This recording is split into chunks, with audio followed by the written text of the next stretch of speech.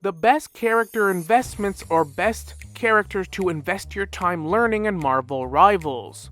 I usually make a video like this for each major patch, but honestly this is going to be a long-term generalized list because, like we know, meta changes in this game on a dime. Characters are buffed and nerfed, going from ban-worthy to unplayable. So each patch changes drastically, but there are certain characters that have remained meta since the beginning and still to this day. For whatever reason, they avoid major nerfs, continue to get buffs, and remain relevant. And to be honest, the best characters to learn in this game are characters that you can use in a wide variety of situations. Offense, defense, they're good at countering multiple things. Having too many flex characters can actually hinder your progress. It is better to specialize in like 2 to 3 characters, maybe 4. So if you're going to do that and invest some time learning and mastering certain characters, these characters in this video are the best to do this in my opinion.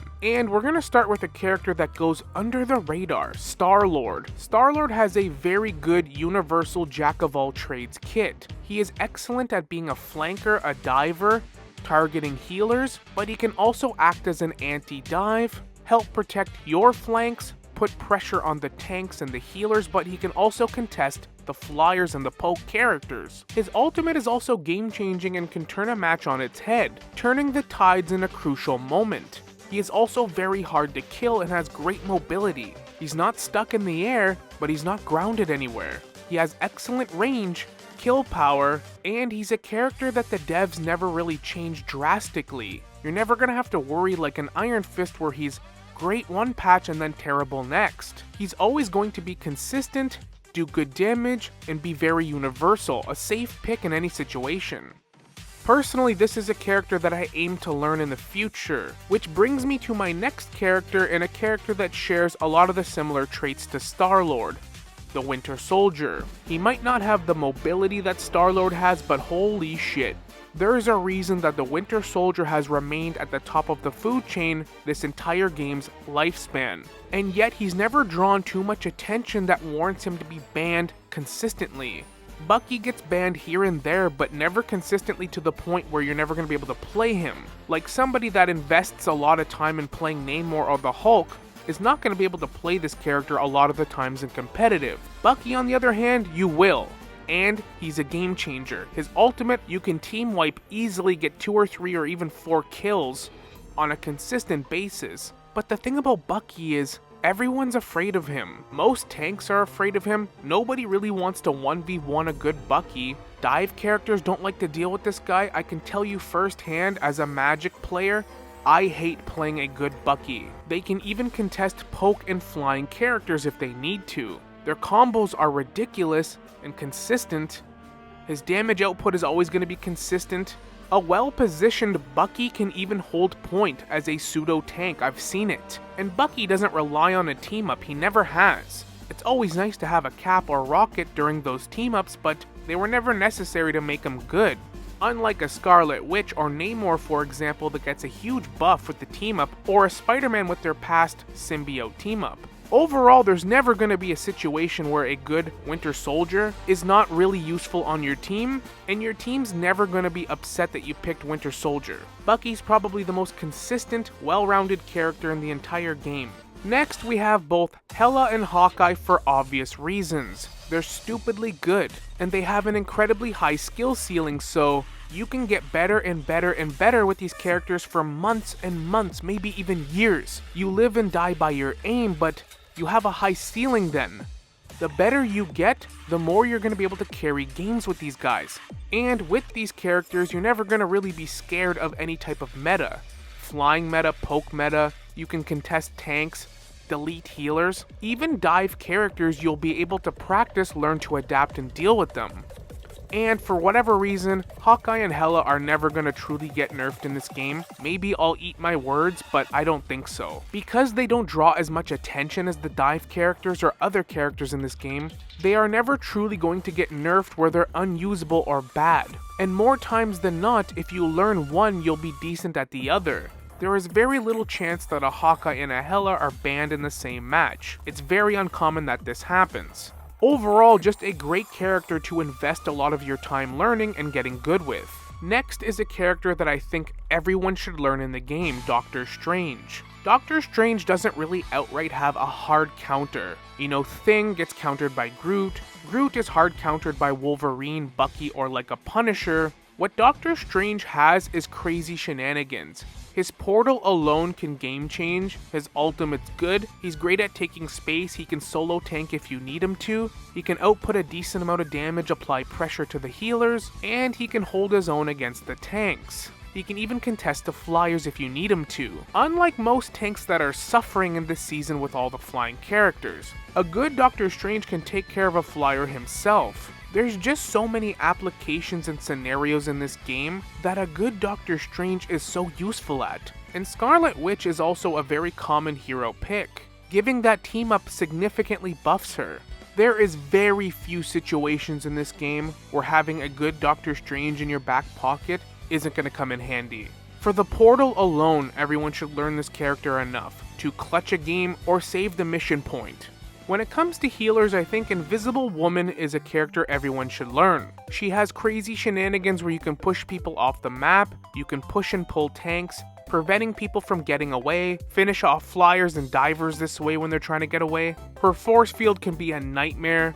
Her invisibility allows her to go undetected and avoid dive. And because of the way her primary fire works, you can heal and deal damage simultaneously. And with her shields, it's easier to heal flyers if your aim is struggling for a game. If you save your shields for your Storm, your Ultron for example, you can put it up there for them and just focus on your tanks and DPS. Or you can have your shield in the backline so that you and your other healer have a constant healing source, in case there's a Black Panther in your backlines or something to that effect. Invisible Woman is also a character that hasn't really received any significant nerfs since her release. She's always been a solid pick.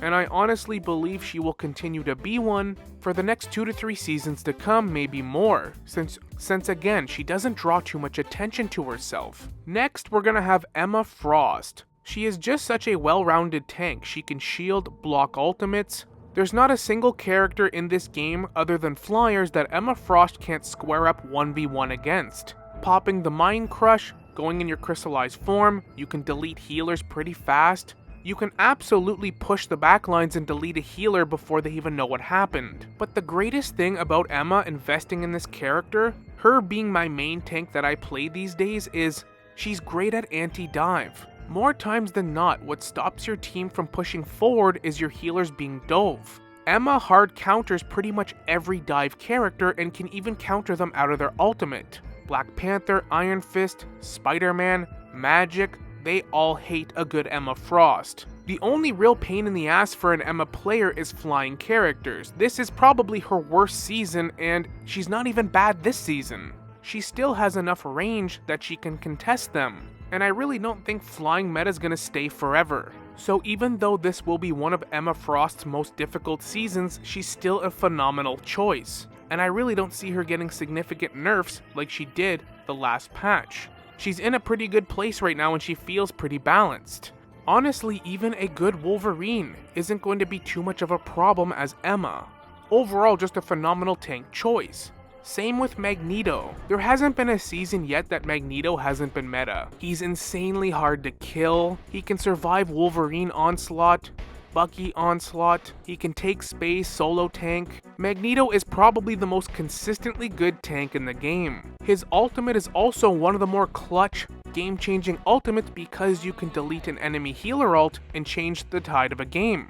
Not to mention, Magneto can pair well with almost every other tank. Emma, Groot, Penny, The Thing, Captain America if he wants to push forward and dive, Magneto can hold the fort. And because Magneto has some pretty good range, he can contest the pokers, the flyers, and especially the healers. As somebody that plays a lot of healer, playing a good Magneto that's constantly beaming you from a distance is a complete nightmare, because it goes undetected. I am confident to say that there will never be a season where Magneto isn't a solid choice. There hasn't been one yet, and there probably won't be one. Despite Magneto being good this entire game's lifespan, he never pisses people off enough that they complain about him. He goes undetected. Luna Snow is a character that I'm currently trying to master. If you can get good at aiming with her, she is cracked. She's kind of the best of both worlds.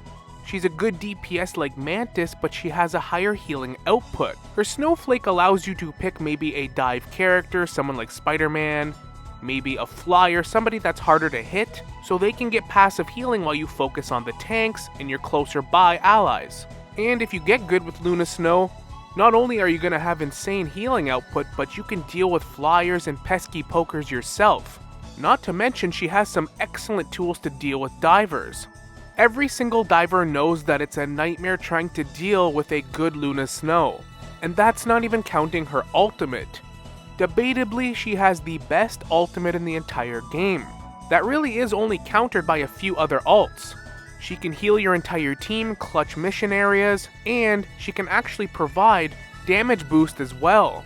This actually comes in handy when you're trying to win a fight.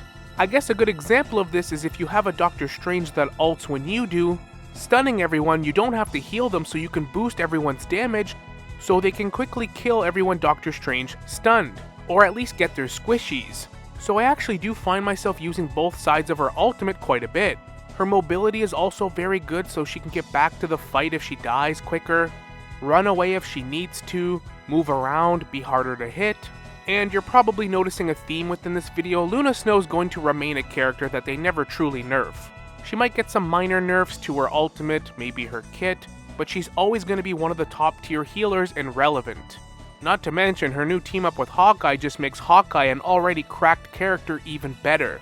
There will never be a patch in this game where learning how to play Luna Snow and investing in her is going to be a bad idea. Now, the next character is going to have a higher skill ceiling, but it's Loki. Loki has underrated healing output, and despite him having good healing, he has crazy offense. If you're able to master his clone placement and his ultimate, the sky is the limit. You can change the tide of a game with a healer ult on your own, take an offensive ult if you need to. He's also incredibly hard to kill for not just dive characters, but an Iron Man on the other team focusing you, a Thor pushing the backlines. And despite Loki having a higher skill ceiling, he's not as hard as people make him out to be. If you practice and watch good Loki players how they place their clones, the situations they use their ruins, he even has invisibility that he can escape, and a lot of little tricks he can pull off, like blocking ultimates with his ruins, or teleporting between clones taking high ground. Again, this is a common theme in this video, but there's never gonna be a season where Loki's not completely good and useful. He's just never gonna receive a nerf that he's unusable. And because his ultimate's whatever you need it to be, there's just so much room for growth and improvement with this character, and he's not somebody that's gonna get stale and boring to play. As a matter of fact, I don't really think there's any characters that I've named in this video that ever do get boring. I guess Magneto's probably the only one that can be stale. But even with Magneto, if you have good aim and good positioning, he can be a blast. I guess before I wrap the video up, I would add Mr. Fantastic, because Mr. Fantastic is like an anomaly in this game. Basically a pseudo-tank DPS hybrid that can square up with anyone. Mr. Fantastic's also a character that counters a lot of things, and there's not many characters that a Mr. Fantastic doesn't mind squaring up with 1v1. So before I actually wrap the video up, I would add Mr. Fantastic as a great choice to learn, and a character that more times than not, the enemy team's going to struggle to counter. Most times, the enemy team counters a Mr. Fantastic with another Mr. Fantastic. It's funny. His survivability's crazy, his ultimate's wacky, but whatever. It gets the job done. Thank you so much for watching the video though. Let me know if you agree, disagree. Overall, those are the best character investments in this game in my opinion. Characters that are universal, well-rounded with each passing season and how the meta shifts, they remain consistent and good, but not good enough that they're banned every freaking game. Their team-ups, their playstyles, the team comps you can run them on, all consistent with a high skill ceiling to learn, and it doesn't get stale very quick. Like and subscribe if you'd like to see more content like this, and as always, we will see you all in the next one. Later.